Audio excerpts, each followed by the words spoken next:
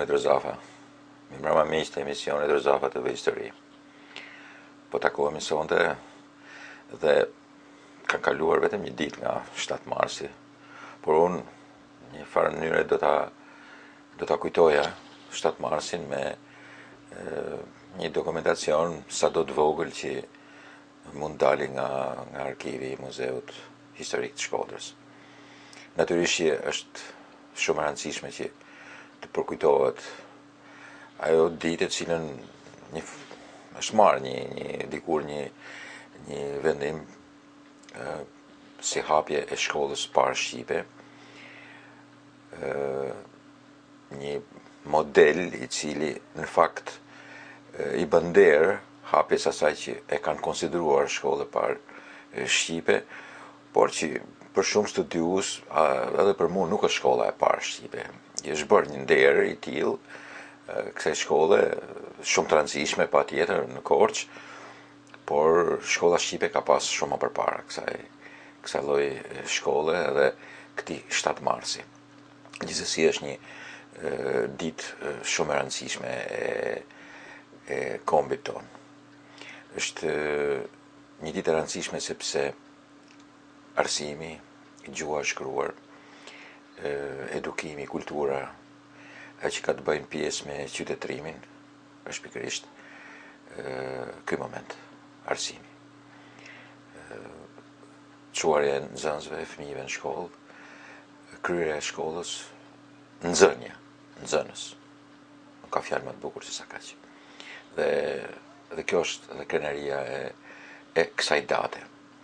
Gjithsesi unë nga arkivi kam nxjerr disa dokumenta, ka shumë, pa diskutim, jam munduar që mos të nxjerr as dokumenta kaq shumë të gjata dhe kaq shumë të mëdha, por kam dashur t'i bëj një homazh edhe disa dokumentave të viteve 17, një kohë pushtimi austriak, tentonte për shkollë, por njëkohësisht me shumë rëndësi janë mas viteve 20. Mas viteve 20 kur fillon me të vërtet arsimi ynë kombëtar, me tendencë për të bërë një arsim gjithëpërfshirës, me tendencë për të bërë arsim masiv, por në kushtet e një mbrapambetje të jashtëzakonshme, të jashtëzakonshme. Edhe po e filloj me një dokument vitit, nuk i kam bu me radha, i kam bu kështu si të vinë para desktopit, vitit 1993-1923. Është një dokument i firmosur, është për Ministrinë e Arsimit, është i firmosur nga Ministri i Punëve të Brendshme të këtij momenti, i zgjuar prefekturës të Shkodrës, edhe thotë se duhet qenë se rrogat e mësuesve të katunëve nga ngushtica ekonomike janë caktuar tepër të pakta, saqë ata nuk mund të marrin ballë plotësisht nevoja familjare, sipas shkresës kaq e kaq, të datës kaq e kaq, të Ministrisë së Arsimit, jeni të lutur, të urdhëroni zyrat kompetente që me dëshirën e pëlqimit e popullit të sigurohen mësuesve të sipërthanë nga një vend banimi, vetëm një orë gratis. Që kështu përveç lehtësisë që mund t'i jepet atyre, nga pikpamje jetike, i shtohet dhe zelli e dëshira për punim, për punë. Mbasi kjo gjë po përdoret dhe është e pranueshme dhe në shtetet e qytetënuara. Është një moment kur me të vërtet ka nevojë për arsimtar, ka nevojë për të përhapur arsimin. Mirë po, imagjinoni tash me ato rroga, ishin qeveria e fillimit, e s'kishte 3 vjet që po formohesh qeveria vërtet shqiptare, qeverisja e parë vërtet e shqiptarëve ishte viti 1923. Se si mund t'i bënin ballë mësuesit vajteve ardheve, në këtë mënyrë vendoset që t'ju gjinet spakut mos paguash banesa, sepse do ishte e pamundme ta përballoje, sidomos me atë rroga. Po të bën përshtypje fakti i shprehjes, duhet qenë se rrogat e mësuesve të katunëve nga ngushtica ekonomike janë caktuar tepër të pakta. Një drejt për drejt që mua më pëlqen, po që sot nuk përdoret. Kjo është shumë interesante. Është një diftesë detyrimi. Jemi në kohën e pushtimit austriak. qëllimi im është për të tregu trajtimin e asaj kohe, është 1917. Nuk është janë mbyll shkollat përkundrazi, janë shkollat. Dhe është bërë një deftesë detyrimi, të cilën duhet ta firmosin të gjithë. Unë në shkruari po detyruam përpara dheut tim, se mbasi të marroj mësimet që jam të ndjekur në shkollën normale të Shkodrës o Elbasanit, kam për të shërbyer vendit për 5 vjet si mësues. Për shpërblim të ndihmës së përmuajshme që e nalta komand e ka që trupa të ushtrie më ka lidhur prej financave të vendit për sa kohë që vijnë mësimet e mia. Në qoftë se do t'i mungoj kësaj detyre, atëherë po diftoj se tashti se do të shtrohem të gjitha kushteve që përmenden në urdhën e komandës. Trup ushtrie kaq. Pra, komanda, pushtues pa pushtues, kishte financu studimin në shkollat normale. Dhe një nxënës i tillë që me paret e kësaj komande po bante shkollën, duhet betohet se për 5 vjet duhet të shërbej vendit tim si mësues për shpërblim të asaj që ata më shkolluan. Nuk e di si ju duket jo, po kjo është një e vërtet, nuk po i bëj asnjë lloj interpretimi. Po angushtoj veten për të mos i bërë asnjë lloj interpretimi. Ju a lexova, po ju a rishpjegoj edhe një herë, komanda e lartë i paguan shkollën dhe ato nxënës që marrojnë duhet betohen që për 5 vjet do të punojnë pikërisht në këtë drejtim, si shpërblim. Nuk është se nuk do marrin shpërblim, po do punojnë në filan vend për si shpërblim që u shkolluan. Edhe nëse do t'i mungonte kësaj detyre, domethënë nëse nuk do zbatonte, duhet të diftoj që tash, domethënë betohet, që tash të tregoj, që tash të jetë i qartë, që tash se do t'i shtrojmë gjithë kushteve, do kishte penalitetet e veta. Shumë interesante, 1917. Po, është edhe kjo, drejtoria e arsimit të Shkodrës, shkollave të qytetit të Shkodrës. Shkodër, 26 i nëni 1918. Për shkak të sëmundjeve që janë përhap në qytet, po urdhënohet që të mbyllen shkollat, që me sot e deri me 4 tetor të prenden. Ka ra një epidemi. Një epidemi e rëndë dhe ka prek jo vetëm nxënës, po edhe qytetarët e Shkodrës. Kështu që 1918 detyrohet që të mbyllen shkollat e qytetit, një javë. Kalojmë në kohë, janë rregullu letrat, ka një stamp sipër që thot Mbretënia Shqiptare, Ministria e Arsimit, ka numër protokolli, dhe thot Tiranë me 15/4/1936, zyrës për biografi. Kishte zyrës brendshme të biografit. Në sistemin e asaj kohe ekzistonte një zyrë biografisë. Jo me kuptimin e biografive në kohën e komunizmit, po të civile. Dhe fletët janë të mirë kopsitura, kuptohet që janë me koka, me vula, me firma shumë të mirë, kemi avancuar në kohë. Dhe thot, bashkangjit ju dërgojmë 16 copë formular, jetë shkrimit, arsimtarëve të poshënuam, mësues në Shkodër. Po interesante janë emrat. Feti Dizdari, Sofia Mazreku, Melika Kraja, Gjiliana Pali, Muhamet Uruqi, Qile Gazulli, Shuk Shlaku, Prenk Jakova, Kol Jakova, Gjiliana Gjonej, Vitore Nocej, Kristina Vata, Lena Mirakaj, Iqbal Pipa, Angelina Begu, Viktoria Komasku. Ministri, firma, sistemi arsimor në Shkodër, 6/4/1936. Duhen dërgu formularët për pikërisht ta mësues arsimtarëve në Shkodër. Është pjesë unikale, shumë bukur. A këtu kemi dokument tjetër të vitit 1922. Po mundohem që ta zmadhoj për ta lexuar më mirë. Është Ministri i Arsimit në 22-shin, në këto momente është Recep Mitrovica. një person jashtëzakonshëm në kulturën e tij. I drejtohet Inspektorisë së Arsimit në Shkodër. Shumë interesante. Shkresës Suej, numër 478 i pari me 15.422, me të cilën na mbështetit si njankim që mbatet trupi arsimor i atyshëm. Këtë shkresë tonën t'ja kumtoni trupit mësimor si përgjigje e ankimit të tyne. Pikë pari. Pa lexoj siç është e shkruar, në atë gjuhë të shkruar. Tu e pamun të gjitha nënshkrimet e trupit mësimuar, pa ndryshim feje, u gëzuem pse kështu do të shkoj në vend më i madh i dëshiri yni që t'i shohim në një harmoni më parë nërmësues, atë harmoni që mjerisht nuk është e plot, e që s'është harmoni e kanë treguar në parlament deputetet e Shkodrës t'u ankue. Kjo është kryevepër, është një shkresë kryevepër e Recep Mitrovicës në 1922, falenderon arsimtarët dhe grupin arsimuar të Shkodrës, cilët kanë bërë një ankesë, po kanë dhënë edhe kanë nënshkruar gjithë.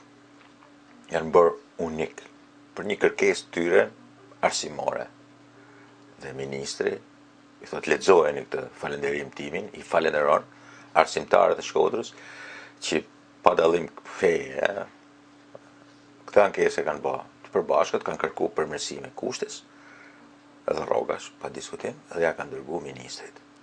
Por ky i falenderon sepse janë bërë bashkë, dhe jo si deputetet e Shkodrës që nuk janë në harmoni, dhe tregojnë këtë në parlament. Shumë interesante. E nuk keni nevojë t'ua sprovojmë gjanë e gjatë, pse e dim të gjithë. Vetëm po ju përsëris se u kënaqem të e pamu në shkrimet e të gjithëve, pse pash që harmonia ka filluar do të jetë plot kur të marrim parasysh se të gjithë jemi shqiptar.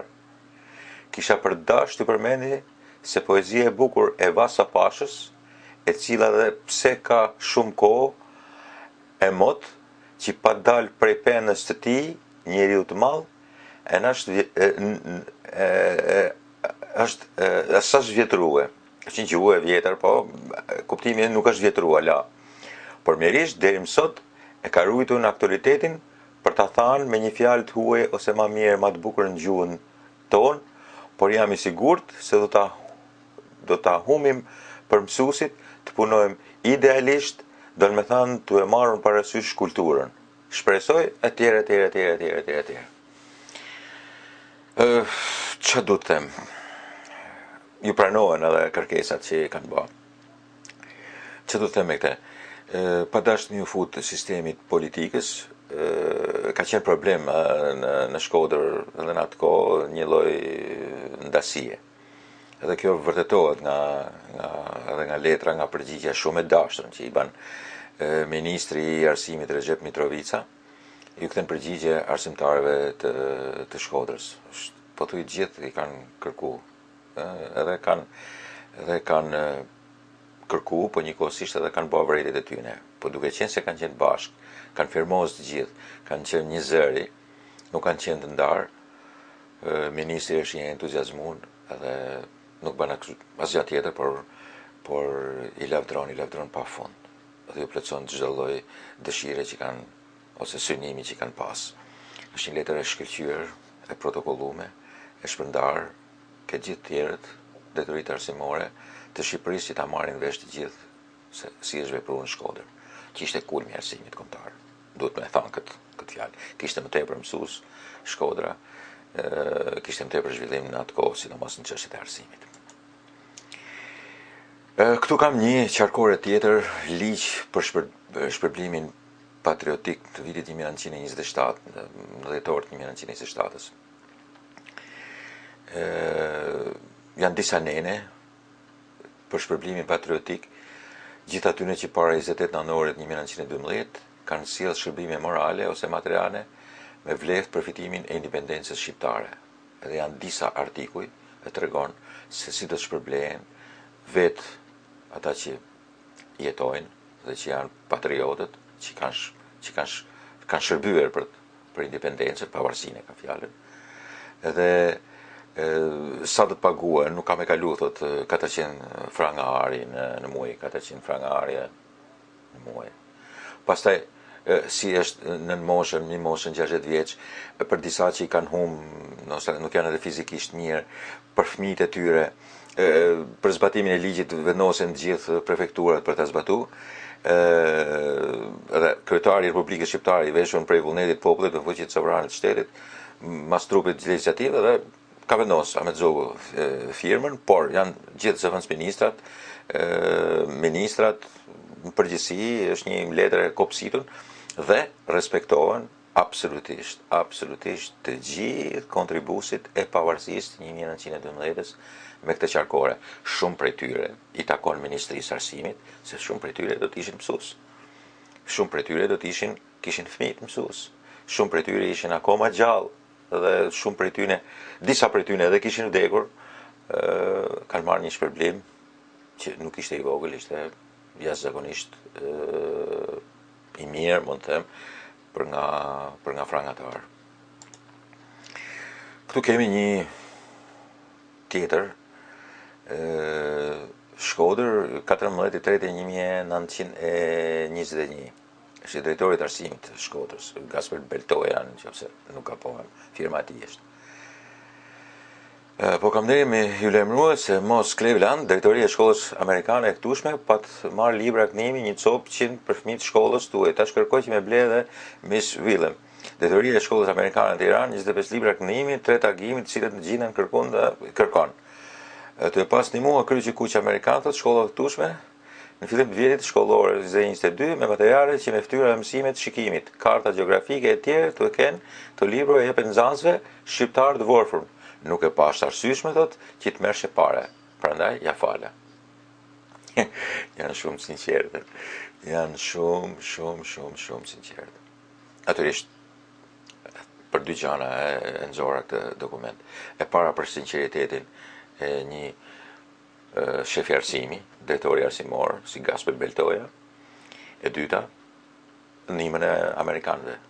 Pa diskutim që edhe kryqi kuq amerikan në ato vite ka luajtur një rol të jashtëzakonshëm, i përhapur kudo në Shqipëri, por s'pari në Shkodër dhe në Tiranë, rol të jashtëzakonshëm në ndihmë të arsimit kombëtar, po dhe identitetit kombëtar. Kam edhe shumë dokumenta të tjera të kryqit kuq amerikan, i cili ka bërë një punë të jashtëzakonshme me emisarët e vet. Kalojmë në një temë tjetër. Edhe kjo është shumë interesante, është 13/3/1929, në qofse 28, në qofse nuk jam gabim, pikërisht. Shumë e bukur. Xhafer Hypi do të jetë ministri i arsimit. Qarkore, informohemi se ka edhe mësues të cilët si mas për me shtruhe disiplinën në shkollat përdorin drunin. Është e tepërme të theksojmë se sa prapanike dhe antipedagogjike është një masë e këtill për të përmbajturit e disiplinës në shkollë, por në të gjithë këtë do të kujtohet edhe një herë mësuesve të atij qarku se përdorimi i drunit e të rraunat përgjithsisht janë krejtësisht të ndaluara. Kjo është qarkorja. Me një shtesë qarkores, pastaj caktohen edhe masat që mund merren për mësuesin dhe shkojnë që nga gjoba, nga largimi në punë, po dhe burgim.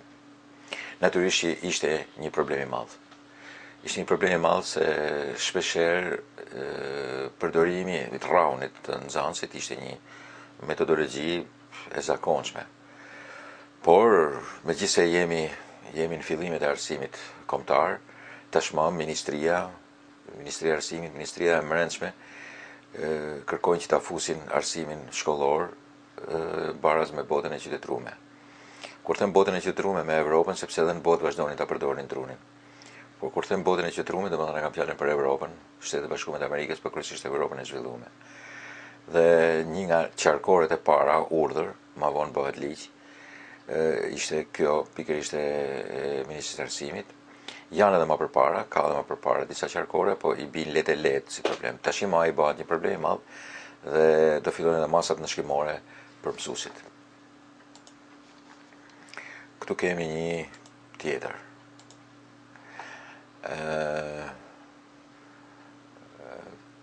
Po, këtu kemi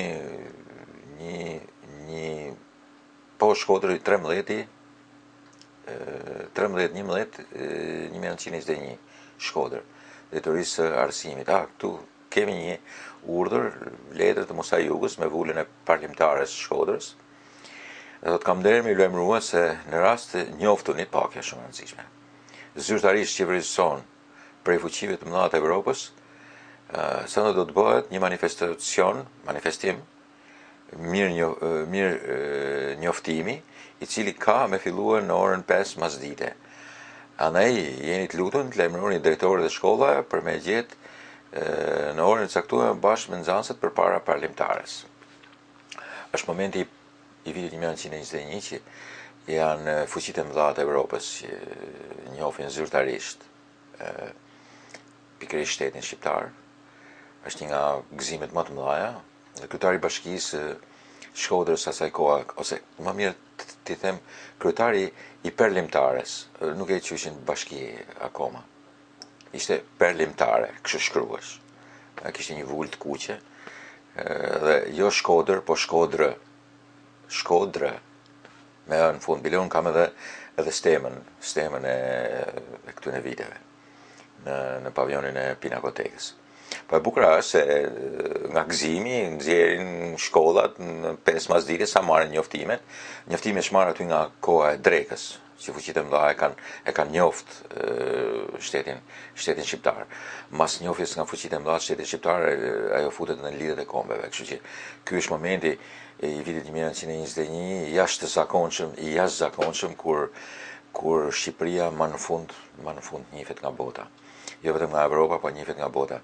Janë momente kaq të mëdha sa nganjëherë edhe këto arritje që kemi ne, për shembull, ku diun si të them tash.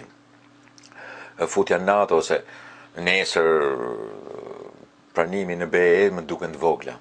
Ishte një moment që me shumë sakrifica, po njifeshin 28.000 km², po njifesh shteti shqiptar, s'kishte pas shtet shqiptar, s'kishte pas qeveri shqiptare.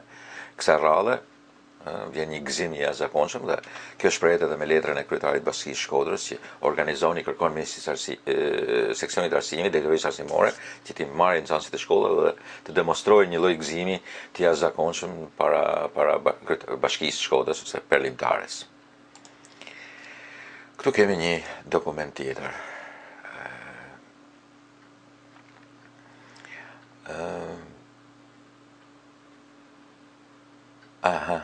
Kjo është shumë interesante dhe është e 21/12 i 10/1921. Në këtë rast kemi kryeministrin Ilyas Vrioni. Siguruam rrjedhën e mirë dhe të rregullshme të paanshme të qeveritarëve, kemi bën medeni thot në qarkoret tona, kaq datë dhe kaq datë.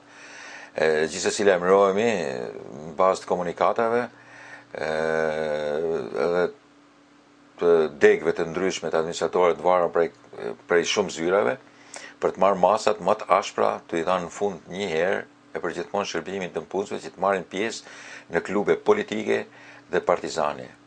Por mjerisht po shohim se shumë në mpunësa janë edhe të vazhduar në anësin politike, janë të marrë po thua iniciativën e çeljes të këtilla klubeve dhe bashin këtë punë në përzyre. Vërtet kjo vepër është një e drejtë e popullit dhe konsiderohet si një zgjim i mendimeve në vendin tonë, për cilin shteti ka shumë nevojë, por në mpunësat duhet të jenë fare të paanshëm. Domethënë, kryeministri Ilyas Vrioni vërteton me anë qarkoreve të ndryshme që janë kthyr zyrat në klube politike, klube partije.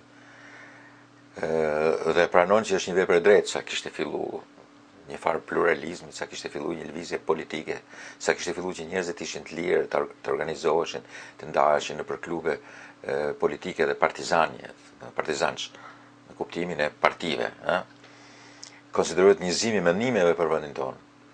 Si sa e bukur është e formuluar me fjalia, për cilën shteti ka shumë nevojë. Por nënpunësit duhet të jenë fare të paanshëm. E ka fjalën për nënpunësit e shtetit, nuk mund të ktheshin zyrat e shtetit në zyra partie. Shteti i ynë që sot ndodhet në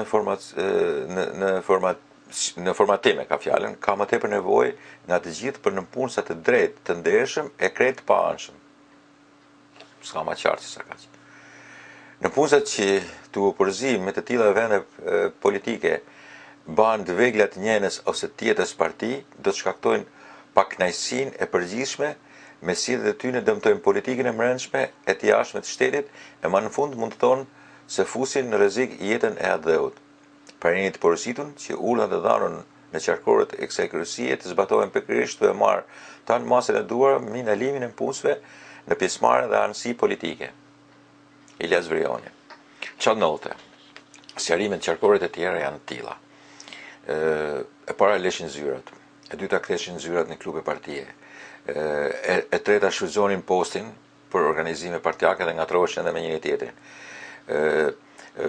Shtypnin manifestet e tyre me pjesët e shtetit, organizonin me paret e shtetit, tasaj zyre organizonin edhe mitingje. Nuk lenin gjapa ba. Mund të ketë pak ngjashmëri me sot, por problemi është nuk është ky. Problemi është se nënpunësit duhet të ishte patjetër i paanshëm. Do t'i bëte efekt shumë të keq në popull. Natyrisht do t'i prishte edhe me botë, mund t'i bëte edhe në shërbim, po themi edhe të ndikimeve të huaja. Shqipëria atëherë nga katër anë ishte në sulmin e të huajve, e fqinjve tanë, që na donin shumë të mirë. Në këtë rast, kryeministri Ilyas Vrioni e bën shumë të qartë këtë punë. Megjithatë unë kam shumë qarkore të tilla që nuk duan që të kthehen zyrat në klube partije. Me sa duket ka qenë smune e vjetër e jona që vështirë se marron. Kam një tjetër qarkore me stamp, me kokën e Mbretërisë Shqiptare, është e vitit 1935, Drejtorisë Përgjithshme të Shëndetësisë, Tiranë. Njëtën kemi nderin me u dërgu 2 cop raporte mjekësore, po është Inspektoria e Arsimit të Shkodrës që e merre. Njëtën kemi nderin të dërgojmë 2 cop raporte shëndetësore, lëshu prej mjekëve të Shkodrës, që vinë në kundërshtim njëri me tjetrin. Me luti që të keni mirësinë me marrë masa përkundrejt shpërdorimeve të mjekëve në lëshimin e raporteve. Përfundimi, lutemi na njoftohet. Domethënë, zëvendësministri Dimitër Berati, po ku ishte problemi? Problemi ishte se arsimtarët merrin raporte shteti kishte filluar që ti njifte. Natyrisht do smureshin, një mësues do smuret se s'ban. Por raportet binin kundërshtim me njëri tjetrin, kishin dhënë 2 diagnoza që bishin kundërshtim me njëri tjetrin. Shpesh raportet e mjekëve binin në kundërshtim me njëri tjetrin. Dhe kjo ishte e papranueshme, krejtësisht e papranueshme për Ministrinë e Arsimit. Kishin filluar me kuptu hilet e ndryshme që bëheshin nga administrata, nga mësues të ndryshëm, po edhe nga pjesë të administratës. Prandaj ne jepni përfundime, thotë, kryeni një lloj hetimi, po them, vërtetojeni këto punë dhe ky është një turp i madh që po bëhet. Në letrat shoqëruese masanaj tregojnë edhe se çfarë budalliqesh, çfarë marrinash me plot kuptimin e fjalës, bënin disa lloje tipa mësuesësh, tipa kanë për të ekzistuar gjithmonë tipa të tillë me raportet e tyre mjekësore. Aq shumë sa ju kishte ardhur më të hundësh duke paguar parë kot për gjëra të tilla. Smune e vjetër. Këtu kam një qarkore tjetër, shumë interesante. Po viteve 27. Ministri i Arsimit, do të jetë edhe ky Xhafer Hypi do të jetë. Është konstatuar thotë se nxënës shkollave shëtisin rrugëve të pi duhan, hyjnë kafe dhe luajnë letra. Sidomos në Shkodër kjo punë, po edhe në Tiranë. Është e tepërme të theksohet se sa e rrezikon dinjitetin e mësuesit sjellja e keqe e nxënësve të tij. Dihet sa shumë herë vetëm shkolla është ajo që vepron në të formumin e karakterit, dhe duhet pra që mësuesi të di se kryen detyrat dhe të familjes në rritjen e mirë të fëmijëve. Prandaj, porositeni që të këshilloni nxënësit të mos pinë duhan, të mos hyjnë në kafe, e të losin letra, të merrni masat më të rrepta disiplinore kundër atyre që shmangën këtyre porosive, ministri filani. Normalisht letra thotë edhe diçka shumë të rëndësishme. E ka problem pak edukimin në shtëpi. Dhe dihet thotë që do të edukohet prandaj po e çojmë, është një qarkore tjetër që pas qarimin e pikërisht këtij urni qarkore. Por ai sqaron akoma mirë duke thënë që shiko, ka mungesa të mëdha edukimi në shtëpi. Ka mungesa të mëdha edukimi në shtëpi edhe në shoqërinë përgjithësi, kështu që është detyra e shkollës ta kontrollojë nxënësin në mënyrë ndoshta ta markojnë afër, por që mos ta lejojnë kurrë që të përzihet me pjesën jashtë, e cila nuk është atëherë ka qenë yll fare, domethënë ka pas edukat, por ka pas edhe mungesa të jashtëzakonshme kulturore dhe edukative. Në këtë rast është detyra jona, thot ministri i arsimit i asaj kohe, që të kontrollohet dhe të marrë përgjegjësi për këtë punë. Është një qarkore shumë e bukur dhe sqarime shumë të bukura të pikërisht kësaj periudhe.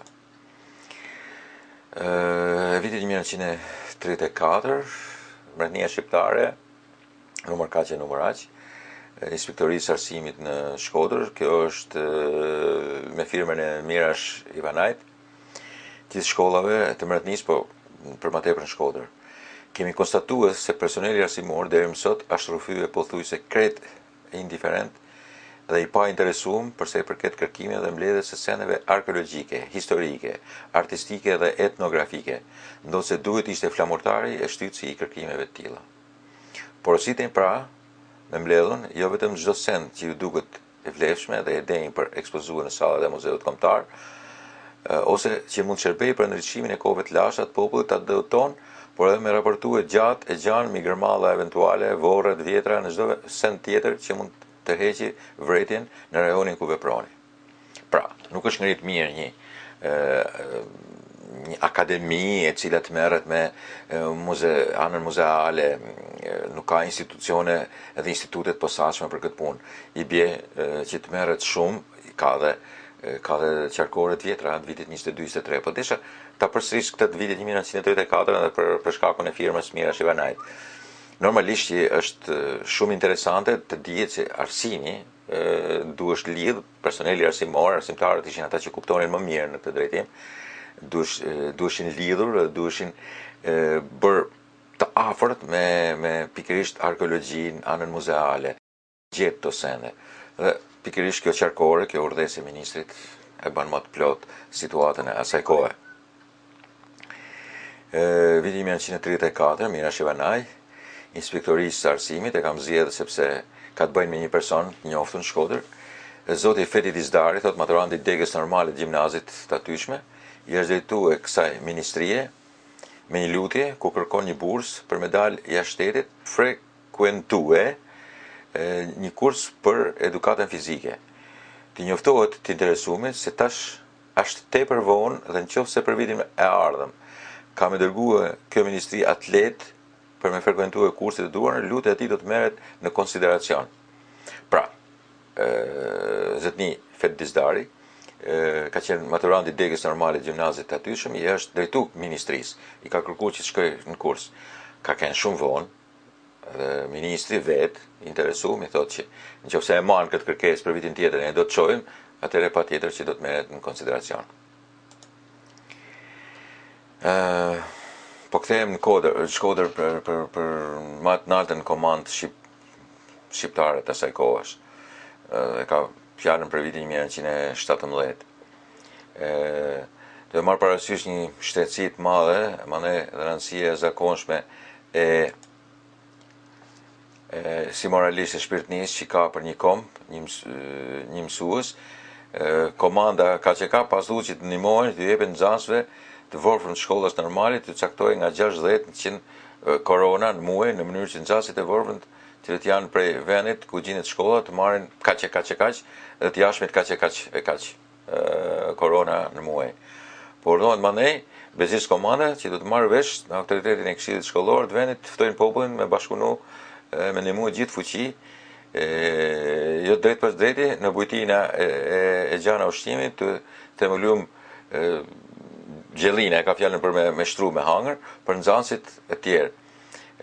Të dhanë ndihmë në mënyrë me ndihma të hodha edhe nga më të ndryshme. E kam fjalën që ishte një ignorancë e jashtëzakonshme sa edhe në çështjet e pushtimit, Besir Komanda bënte punën e saj, donte që të çonte në shkollë.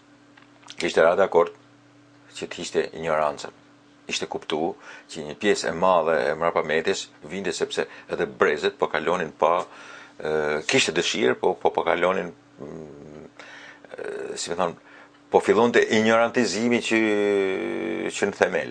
Atëherë kush ishte më e mira? Më e mira ishte që të vendose sa më shpejt në shkollë fëmijët. Të kishte edhe luftë, por të hapeshin edhe shkolla. Normalisht ishte duke u bë luftë, po ishin në pushtim, por shkollat duheshin hap. Në fakt është një mendim krejtësisht pozitiv, është një mendim jashtëzakonshëm. Bile po jepnin edhe lek për të varfrit, ata që s'kishin mundësi, që ishin edhe larg. Jepni një lloj leku të vogël, por e jepshin. Është shumë interesante për sa i përket edhe konceptimin i bashkëthirrje edhe atyre që kishin që t'i jepnin atyre që s'kishin. Shumë interesante. Një tjetër, Mbretëria Shqiptare e Ministrisë së Arsimit, 1910-1935. E kam vendosur vetëm për emrin që përmendet. Llogaris këtu thot, zëvendës ministri Dimitër Berati, këtu njëtën po ju dërgojmë një fakturë, për një letër kambial, fakturë, thot faturës. Prej franga are 20, shpenzimi ban për një tabelë të Inspektorisë Arsimit Shkodrës me porosi që të lëshoni kreditim për katës në favor të zotit Simon Rota. Pra, profesor Simon Rota bën një tabelë zyrtare të madhe, e cila ishte për ministri për Drejtorinë Arsimore të Shkodrës, edhe po i lëshoi një faturë për aq sa ka kushtu pikërisht tabela. E vendosa për me tregu që kush është emri i rëndësishëm i kësaj kohe. Po kalojmë këtë disa listë të rrogave të personelit arsimor të qarkut të prefekturës Shkodrës për muajin tetor, nëntor dhe dhjetor 1935. E fillon me Anton Deda, 250 franga e ka pas për 3 muajt. Në tetor, po njëse luanin me muje, Angelin Saraci, Ludovik Zojsi, Noe Paluca, Pashko Geci, Periklim Borja, Recep Neziri, Sotir Angjeli, Kol Margjini, Luiq Kromiqi, Kol Kamsi, Luiq Prela, Ismail Anamali, Zef Kurdi, Kel Ujka, Simon Rota, Tajp Shkodra, Irfan Tarhana,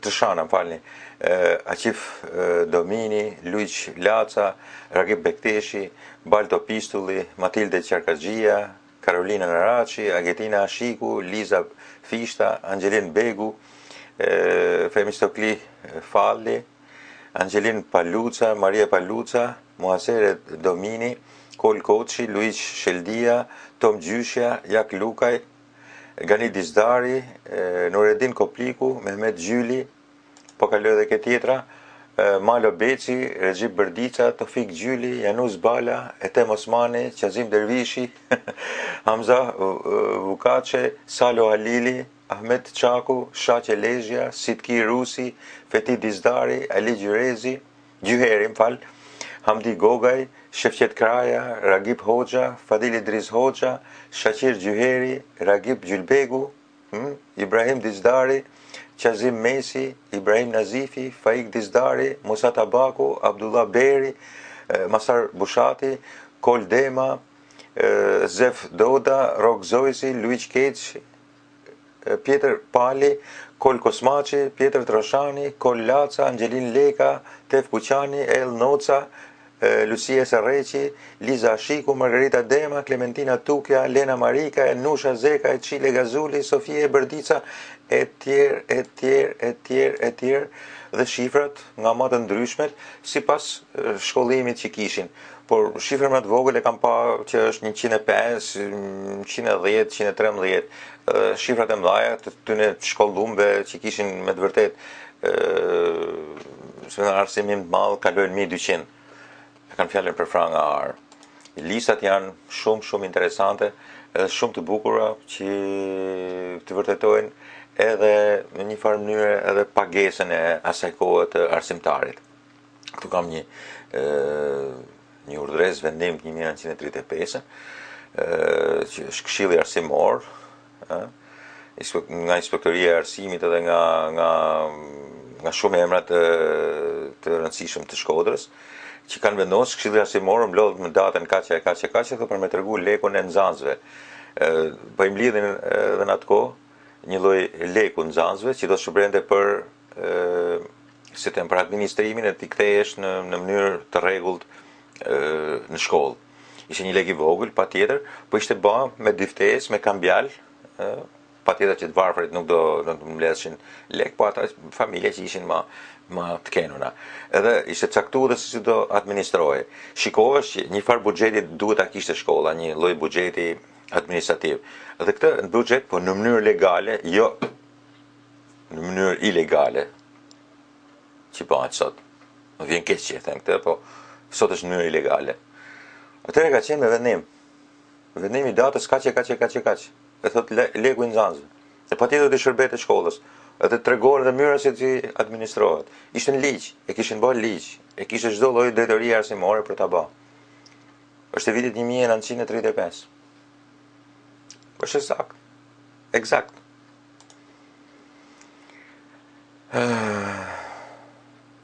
Vime dhe i herë ke e para dhe besoj se këto janë edhe të gjitha ato që desha t'ju tregoj. Një farë mënyre janë pjesë e arkivit. E fundit është kjo e datës 1920. Është ministri i mbrëmshëm i asaj kohe që e mlote, dijet e punë. Tu qenë se shkollat u hapën e tu ditën se populli ynë, sidomos ai katundve, nuk i jep rëndësi mësimit, jeni të porositur që të përdorin të gjithë mjetet ligjore për ta shtrënguar popullin në ato vende që ka shkolla për të njegur rregullisht mësimet, mbasi prej shkollave pritet lulëzimi dhe përparimi i Shqipnisë. 15 i pesti 1920, sa ishte formu qeveria që doli nga Kongresi i Lushnjës.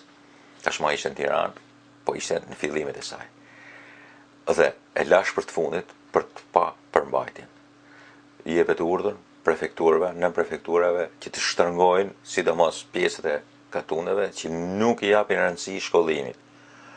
Për ta ndjek rregullisht. Kanë edhe sanksione. Masi qarkore tjetër vjen një qarkore akoma më rëndësishme që është edhe urdhënesë, si mund të shtrëngohen dhe çfarë gjobash mund të vjen për ato familje që nuk çojnë fëmijët në shkollë. Sepse thot, masi prej shkollave pritet lulëzimi dhe përparimi i Shqipnisë. Pra, ky me të vërtetë është momenti i fillimit të arsimit kombëtar. Dhe për këtë 7 mars të 2013 ja vlen prapë të bisedojmë për arsimin kombëtar. Unë mendoj që edhe me vështirësinë e mëdha të asaj kohe, dhe dalur nga një trashëgimi shumë e keqe, dalur nga luftra, nga një padituni e jashtëzakonshme, bëhet fjalë për vitin 1920 e sipër. Njësia ishte shumë e mirë. Sinqeriteti dhe serioziteti ishin jashtëzakonisht mirë. Patjetër nuk shkonin gjëra të vaje, nuk shkonin dhjam, kishte shumë vështirësina. Po për një gjë jam i sigurt shpakut që del nëpërmjet dokumentacioneve të shumta, shumë më tepër se këto që unë mund t'jap në një emision, shumë më tepër. E kanë pasur edhe seriozisht, edhe sinqerisht me arsimin kombëtar. Mund të mos kenë ditur, mund mos kenë pasur mundësi financiare, mund mos kenë qenë shumë profesionist, po për një gjë jam i sigurt. E kanë pasur sinqerisht edhe seriozisht. Edhe kjo duhet na bëjnë kombëtar. Kjo duhet na çojnë në drejtimin e dur dhe kjo duhet na bëjnë që edhe në 2013 kemi nevojë ta kemi arsimin edhe sinqerisht edhe seriozisht. Miq televizionit Rozafa, tash do të kalojmë në një pjesë tjetër të emisionit tim. Miq televizionit Rozafa, unë do vazhdoj që të nxjerr dokumentat të 1913-s, pavarësisht kohëve, muajve, por të vitit 1913 ose dokumentat që kanë lidhje pak a shumë me gjithë këtë vit të jashtëzakonshëm për Shkodrën dhe për Shqipërinë. Patjetër që dokumentat janë në botime nga më të ndryshmet, në libra, shkrime nga më të ndryshëm, po një nga kryeveprat që ka arkivi i Shkodrës është arkivi i Vjenës. Janë pikërisht letërkëmbimet e konsulve, ambasadorëve austriak me qendrën e tyre me ambasadorë dhe konsulit të tjerë të shteteve të fuqive të mëdha. Natyrisht ku dalin edhe opinione, por dhe të dhëna të jashtëzakonshme të pikërisht konsullit austriak në Shkodër. Për shembull është një letër ose një, po themi, telegram, shifër e 13 dhjetorit 1913, dhe kjo është telegram shifër e Muharrem Gjylbekut, kryetari i bashkisë, ku thohet një demonstrat për afërsisht 20.000 personave, duke përfshirë malësorë dhe shqiptarë të Kosovës, përshkroi rrugët kryesore të qytetit, duke thirrur rroft mbreti i Shqipërisë, rroft Shkodra, kryeqyteti i Shqipërisë. I lutemi shkëlqisë tuaj që të kemi mirësinë dhe të përkrahni të drejtat e qytetit tonë të famshëm, në emër të demonstruesve dhe Muharrem Gjylbeku. Natyrisht jemi në dhjetor 1913 dhe fuqitë e mëdha kanë dizenjuar një mbret për Shqipërinë. Do në shumë emra, po derisa përfundoj me Princ Vilin, por e bukura është se kur brohoritet dhe thritet në këtë kohë, thot rroft Shkodra, kryeqyteti i Shqipërisë. Dhe kjo ka qenë patjetër në telegram shifër të konsullit austriak, po dhe gjithë konsullatave të tjera. Shkodër, 27 tetor 1913, telegram shifër i Meyerhauser. Në lidhje me telegramin e kësaj zyre numër kaq thot, datë koloneli Philips mjaftoi konfidencialisht se si ishte ftuar prej konsullit përgjithshëm Lamo që të bëj propozimin për emërimin e guvernorit Shkodrës, dhe se si ishte shfaqur për rujtjen e gjendjes së tanishme. Protesta ime atëhershme kundër mbajtjes në këmbë të sistemit administrativ u niste prej presupozimit se bashkëpunimi anglo-italian nën Hestolitin, telegrami i këtushëm, kaq, do t'i shkonte për dëm të mëtejshme prestigjit tonë, e kam fjalë për austriakët. Me lënien e kolonelit Philips jam zhdukur këto dyshime, mbasi në praktik ai ka eliminuar influencën e oficerëve italian në bashki dhe është duke vepruar krejtësisht i pahunësur në marrëdhënie me përfaqësuesin italian dhe me mua. Pra, kishte një dualitet midis italianëve dhe austriakëve. Me vendosjen e kolonelit Philips si guvernator, është mas admiralit Barni, ai është guvernatori i parë normal i Shkodrës në administrim, vendoset një farë mënyre sipas austriakëve, por në letra edhe sipas italianëve, një lloj marrëveshje e mirë, e cila krijoi prezupostet, krijoi edhe kushtet për të funksionuar mirë edhe bashkia, por edhe vetë internacionale, vetë administrimi internacional i Shkodrës. Ndërsa më parë ishin determinuar se pikpamjet politike të Evropës tani në dallim përpara konsiderata e tyre praktike, mbajtja e rendit, qëndrimi jashtë grinjave prang Esad, Ismail Qemal e kompani. Domethënë, mundet i kishte kontradikta të jashtëzakonshme. Imagjinote si i përmend prek Esad dhe Ismail Qemal. Kishte kontradikta. Një farë mënyrë koloneli Philips u mor me administrimin e qytetit, jashtë grinjeve, pra janë shumë të lumtur të dy palët që ky kolonel po bëte punën në mënyrë të shkëlqyeshme të guvernatorit. Në Londër, i dërgohet kontit, numër 88, Londër, 7 nëntor 1913, duke referuar shkresës konfidenciale të datës kaq, për sa i përket lënies së kolonelit Philip në Shkodër, kam ne njoftoj Savion me rastin e vizitës time të sotme pranë zotit Eduard Grey. Në përdor rastin për thënë se më dëgjoj dhe ai ndëgjoi të organet internacionale të Shkodrës janë duke punuar në harmoni të kënaqshme në kolonien e Philips. Sekretari i shtetit duke i prekur nga kënaqësia, duke gjurë kështu këtë lajm. Dhe unë në këtë rast shfaqja pastaj shpresën se nuk kanë për të bërë ndryshime të tjera në personelin e atijshëm. Sir Eduard Grey u përgjigj se ai nuk ka ndërmend të largojë kolonien e Philips prej Shkodër për sa kohë që do të qëndrojë detachmenti internacionalit. Unë shfaqja kënaqësinë time në kësaj rrethana dhe vazhdova këtë gjë të dobishme. Pranoj shkëlqësisht shprehjen e respektit tim mes Dorfi. Domethënë, një farë mënyre austriakët janë të kënaqur për qëndrimin e kolonelit Philips në Shkodër. E konsiderojnë si njëri në ekuidistancë me të gjithë dhe një guvernator të mirë për Shkodrën. 16 shtator 1913 Castelnuovo, telegram shifër, numër kaq e kaq për Meyerhausen. Krerët e martësorëve të në Shkodës njoftojnë se ndihmën e tyre po e kërkojnë si qeveria e Vlorës ashtu dhe Sat Pashaj. Midis cilëve janë prishur krejtësisht marrëdhëniet.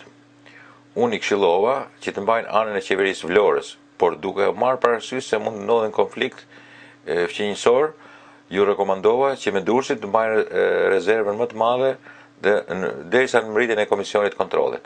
Pra, delegatët e malësorëve të Shkodrës të në Shkodës sot na kërkohet ndihmë si nga qeveria e Vlorës po edhe nga Sat Pashaj Durrës, ishin një dualitet i jashtëzakonshëm. Çfarë bëjmë kur si kemi mirë marrëdhënie thot me Sat Pashën? E këshillon, ky i këshillon, i thotë marrni me jepini ndihmë thot qeverisë Vlorës, por për mos me pas konflikt, rekomandohet që me Durrësit mbajnë rezervë më të madhe derisa të mbajnë komisioni i kontrollit. Shumë interesante si një reagim. Kjo është shumë e bukur. Kotor, me 4 prill 1913. Ministrisë Brendshme, këtu thotë edhe mbjen. Cetina dhe i gjithë Malizi janë tronditur aq shoh edhe ma thellë për shkak të humbjeve të pësuar përpara pranë Taraboshit dhe Bërdicës. Por këtë herë ka pësuar tepër prej pasojave dhe batalioni Njegush, në gjirin e vetë numëron edhe shumë pjesëtar prej farefisit shtëpisë mretnore. Numri të vdekurve dhe të plagosurve i kalon më shumë se supozimet e para dhe ka probabilitet që t'jetë midis 3.000 e 4.000 të vdekurve. Midis robërve ndodhet dhe shefi i shtabit të përgjithshëm brigadeve Martinović, Pavle Plamenac, i cili ishte i martuar dhe me mbesën e mbretëresës Milene, fisit Vukotić, që la pas edhe 8 fëmijë. Okej? Pra, kanë mësuar humbje kaq të mëdha, ai shteti i vogël, i cili bëhet si luani i madh, sa në Cetin po majnë zi. I kanë humbur këto është bakërdia, kanë humbur 4.000 të vdekur, por midis tyre edhe nga familje e madhe mbretnore. Është në Kotor me 4 prill 1913. Dhe njoftohet Vjena, Ministria e Punëve të Brendshme në Vjenë. Është telegram shifër sekret. Telegram shifër i fon Merit Rom 20 mars 1913. Në vim telegramit tim datës 15 kaq, ministri i jashtëm më tha sipas një lajmi telegrafik se duket se Varnës sot nuk ju folka më për demonstratat e flotës, por se në Vjenë u mendova eventualisht që luftaniet që përdoren për transportin e popullsisë civile që ka përlarguar prej Shkodrës.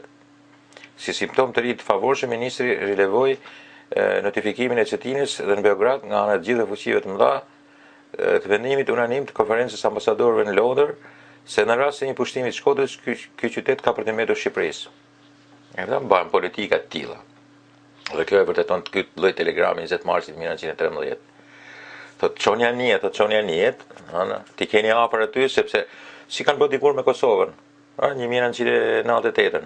Ti ki thot popullsia, merrni me anije popullsinë. Kaq të shmendur ishin. Mos i bini vetëm për ndihmë, po merrni edhe popullsinë me veti. Domethënë merrni hypini anije Shkodrën edhe çojini ku doni, sepse ta marrin këta. Megjithëse ju është bërë qartë thotë që edhe sikur ta pushtoni, nuk ta gëzoni Shkodrën. Ky qytet ka për të mbetur Shqipërisë. Shumë e qartë. Në bazë telegramit thotë më poshtë, 9 mars 1913, në bazë telegramit të lartë, një numër kaq e kaq, datë kaq e kaq, nuk pata sot një bisedim gjatë me ministrin e jashtëm. Unë pata sot një bisedim gjatë me ministrin e jashtëm mbi mënyrën e bombardimit të Shkodrës. Ajo duk se si erdhi e papritur. Dhe ju duk thot atij si erdhi e papritur. Kërkesën për largimin e popullsisë civile ai e cilësoi si të papeshuar dhe kryesisht jo të praktikueshme. Me ironi, tha se Shkodra pas ka përmi 35.000 banor dhe është e menduar se ç'do bëhet me ata kur ata të banojnë nën malin e zi. Sot ndodhi, janë 35.000 banor. Shumë interesante. 19 mars 1913. Telegram shifër sekret edhe ky. Vjen 19 mars 1913, konsullatës Paris, Londër, Stamboll, Rom, Beograd, etj. Lajmet e konsullatës përgjithshme të Shkodër, të ardhura mua sot, thonë se bombardimi drejtohet ekskluzivikisht kundra qytetit dhe jo kundra fortifikatave. Dhe qëllimi i rrethimit del qartë në shes se është për të shkatruar qytetin dhe sidomos lagjet kristiane, konsulatat dhe institutet e huaja, domethënë po bombardojnë edhe konsulatat, edhe shkollat. Konsulatat e përgjithshme përmirësu dëmtuar rand, por gjithashtu edhe shtëpia jetimore austro-hungareze dhe kuvendi i stigmatinëve, flamurët e huaj nuk respektohen, përkundër duket se ato shërbejnë si nishane. Ishin çu në vendet ku ishin ndërkombëtarët, si më thanë, ku ishin konsulatat, ishin çu dhe flamurët e huaj edhe ne gjatë.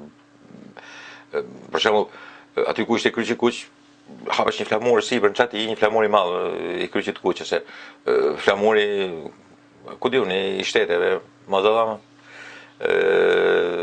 Malezesht dhe serbët vazhdonin bombardonin aty ku kishte flamur. Dukesh një shenjë thotë ky. Këto lajme që kanë depërtuar në publik dhe që kanë krijuar një përshtypje të thellë, po të merret parasysh gjendja e zakonshme e popullit dhe veprimi i pamëshirshëm i malezesëve në kundërshtim me drejtën ndërkombëtare. Përkarshi instituteve në shtetësave tuaj e bëjnë edhe Austro-Hungarinë të pavitueshme që t'i japin sa më parë një fund kësaj gjendje të padurueshme. Kaq shumë ka shku puna në mars, në gjysmë marsit dhe më tepër, sa nuk ruhen, domethënë, krahase po dëmtonin, nuk po luftonin me fortifikata, po bombardonin qytetin. Tash po bombardonin edhe të huajt aty. Është një situatë e padurueshme.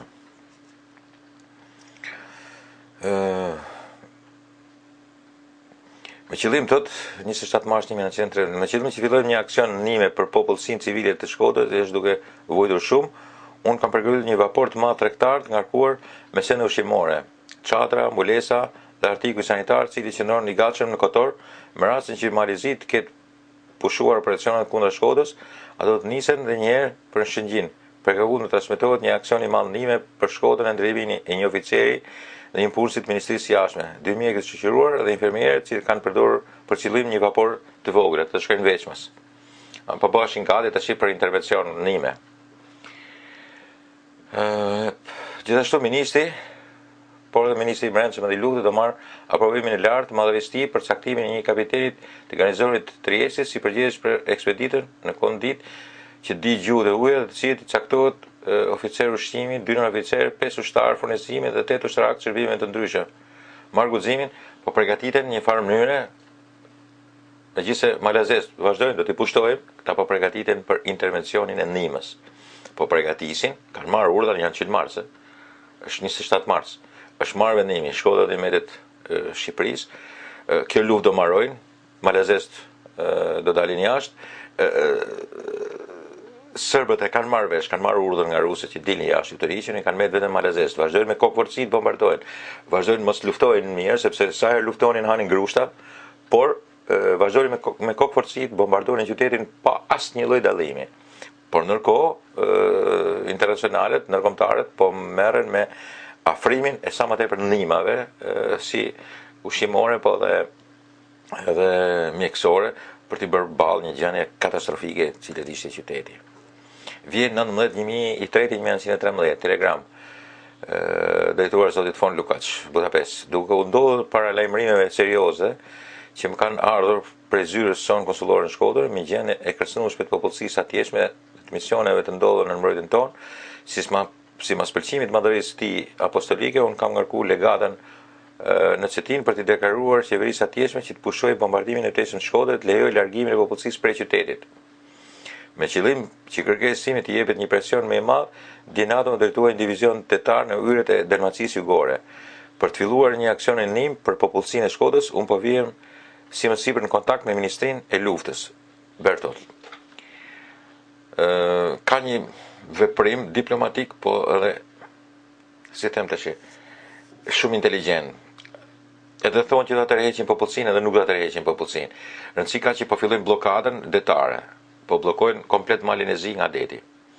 Edhe tashmë po fillon edhe kërcënimi me bombardim. Duan ta bllokojnë. Ato po bombardojnë Shkodrën, po e lënë pa ushqime dhe po e vrasin, por njëkohësisht po mbetet pa ushqime dhe po kërcënohet edhe Malizi, po bllokojnë gjithë në përgjithësi. Ka filluar veprimi internacional për Malizi për t'ia mbledhur rrypat, për ta detyruar që të rriqet. Numër 246 Shkodër, 11 tetor 1912, kthehej mbrapa. Forca e përgjithshme e trupave të ardhura në Sanxhakun e Shkodrës në komandën e Sat Pashës përbëhet prej 8 batalioneve dhe pikërisht prej batalionit të Nizamve, kaq, pastaj prej batalionit të Redif të Durrësit, Kavajës, Tiranës, Kryes dhe Erzenit. Për një baterie malore dhe për një kompanie të mitralozave, forca e çdo batalioni për 600-800 vetës së bashku me afërsisht 5500 vetë. Paraqitja e mirë e trupave, disiplina e lkundshme, detachmenti i kaq, redifet e Kryes dhe Erzenit në plan bregmatja, redifet e Kavajës edhe jep edhe gjithë të dhanat. E nxora për me tregu që me 11 tetor, me 8 tetor kanë fillu bombardimi e rrethimin, me 11 tetor jepet njoftimi nga edhe kjo gjendet në arkivin e Vjenës se Esat Pashaj vjen me forcet e tij në Shkodër. Kjo është shumë interesante. Është e marsit. Një vapor tregtar grek, ato kanë bërë blokadën, si çfarë bëjnë grekët. Konsuli austriak i Shkodrës i jep të raport. Një vapor grek tregtar, thot, duke qenë i shoqëruar prej 10 torpedinierave greke, pas ka shkarkuar Rishtazi, pardje natën afërsisht 20 topa, 15 cm dhe 100 arka me municion, material luftarak që katin përgjithësi që nga me periudhë ruse. Shpërndahet në gjithë drejtimet me anë të Rijekës, Rjollit, Vrakës, Zogajt, kujdo i bie në sy, dhe është gjithashtu krejtësisht e pa shpjegueshme se si dhe prej çan disponon aqmjetet të pashtershme Malizi i Vobekt, që qysh para plasjes luftës ndodhesh në buzë të falimentimit shtetëror, dhe që vazhdon të marrë gjithnjë rezerva të mëdha ushqimore për materiale luftarak dhe çfarëdo llojshëm. Sipas njoftimit një konfidenti, Mbret Nikolla, pas ka deklaruar para disa ditëve, fuqitë të mëdha le të vazhdojnë ta lozen si të duan komedinë, duke u vënë në veprim akti i fundit të një tragjedie, të cilën do ta ekzekutojmë ne me qetësi, seriozitet dhe dinjitet. Masërinis së Shkodrës, atëherë do të vazhdojnë të flasin me ne. Shqiptari i përgjegjës i qarkut, Guta Seljevi, nese, etj. Si sa e bukur është kjo shifër, ky telegram shifër. Si ka mundësi të një shtet i Vobek që ishte në buzë të falimentimit, vazhdon të ketë arme, vazhdon që të furnizohet, janë pikërisht grekët, rusët, dhe tjerët që e furnizojnë një shtet tillë, prandaj edhe Mbret Nikolla bëhet trim dhe deklaron që le të vazhdojnë të ta luajnë komedinë, po ne tragjedinë do ta luajmë ne këtë punë, edhe kur tym Shkodër atë do detyrohen që të flasin me ne si të barabartë, se ky është qëllimi. Dhe ky telegram shifër është në arkivin e Vjenës, është i përkthyer tashmë. Është diçka shumë interesante që tregon edhe aleancat e asaj kohe, aleancat kundër shqiptarëve kryesisht. Cetin, 24 mars 1913. Telegrami i baronit Gisëll. Në vijim telegramit djeshëm, numër 65, mbreti më tha sot përgjigjen Savion, për Nikollën. Kërkesën për pushimin e bombardimit, ai nuk ka mundësi që ta plotësoj, pse për këtë nevojitet pëlqimi e aleatëve të tij. Kush janë aleatët e tij?